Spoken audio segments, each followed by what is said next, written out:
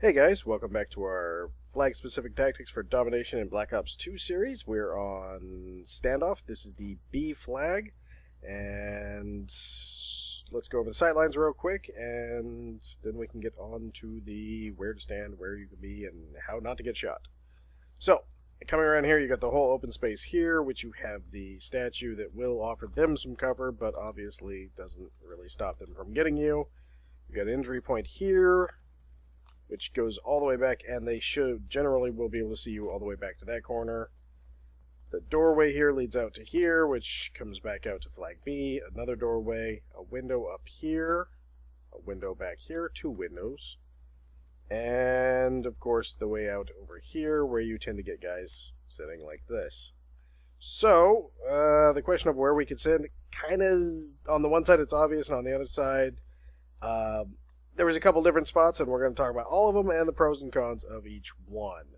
There's also one place that I didn't get a chance to test, so I don't know how the visibility is, but it was kind of interesting.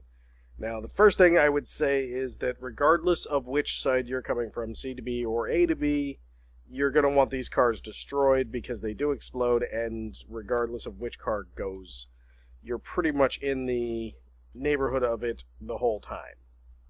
So, the truck is down, and as I believe I noted in a previous episode, generally, if you shoot the front of the vehicles, I believe the blue, yep, if you shoot the front of the vehicle as soon as it impacts with the crossbow, as soon as the bolt detonates, it will detonate that vehicle, so if you like the crossbow, you have on-demand detonations. So, now that we've eliminated those two, the one spot, by the way, only works while the truck is still whole. As you can see, the tailgate does open, so you'll be somewhat visible on one of the spots, and I'll show you that in a moment.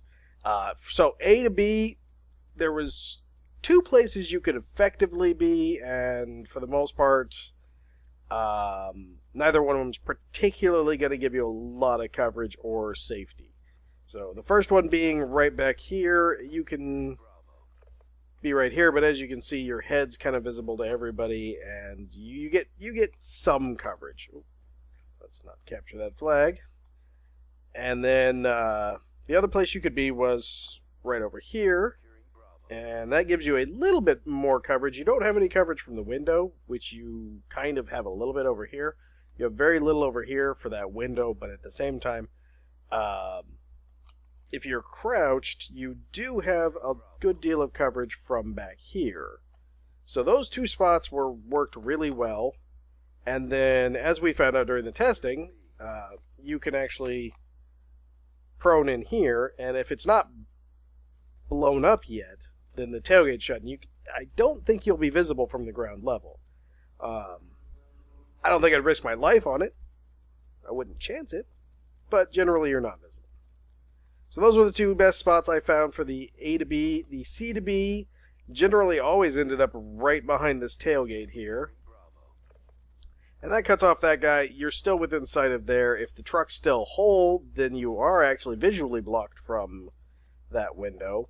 And the problem, of course, being that, as you saw, they both vehicles detonate, and the flag is within range of both detonations. So you definitely don't want to deal with that. So, really you have to deal with the window, and if you're lucky, you'll have somebody in your own window firing at them. If you're not, unfortunately there's not much you can do about it. The other spot that I found that worked okay at times was it's less cover and more confusion.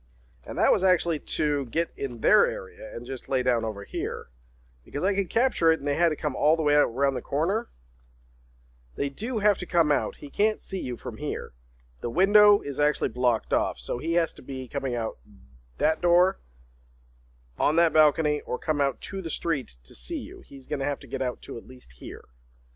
So, it is a spot that works, and like I said, it is definitely more confusion than any sort of cover. You're not going to be safe, but you can see, you do force him to come out. So if you know you have a lot of guys, and your mini-map shows you got a bunch of guys back here, you got, maybe the guy, got a guy up here being a sniper, and you know him, and you know he's a good shot, then by forcing them out, you get to do a little bit more there. So,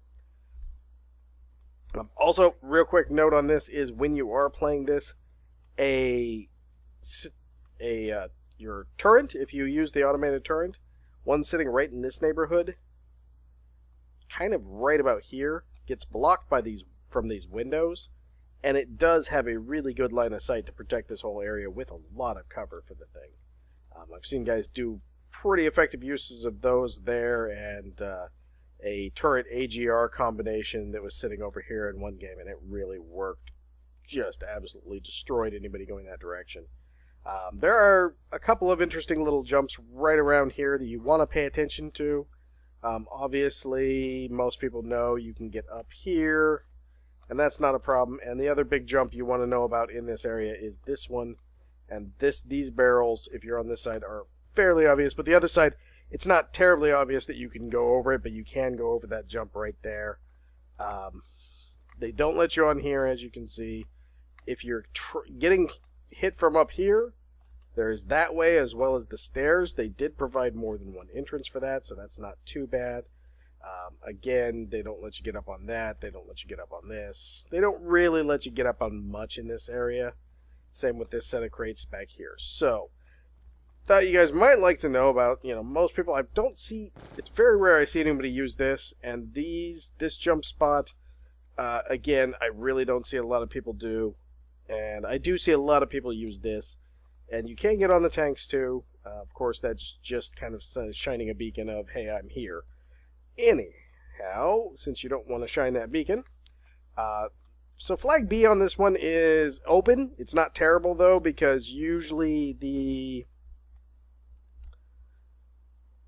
I would definitely give C the advantage, but A can be just as good, just simply because this sniper position is very strong up there. The sniper position on the other side is also strong, but given that the exposure area of the window is much higher, and I'll show you that in the C flag, just how much you're pretty much completely open. So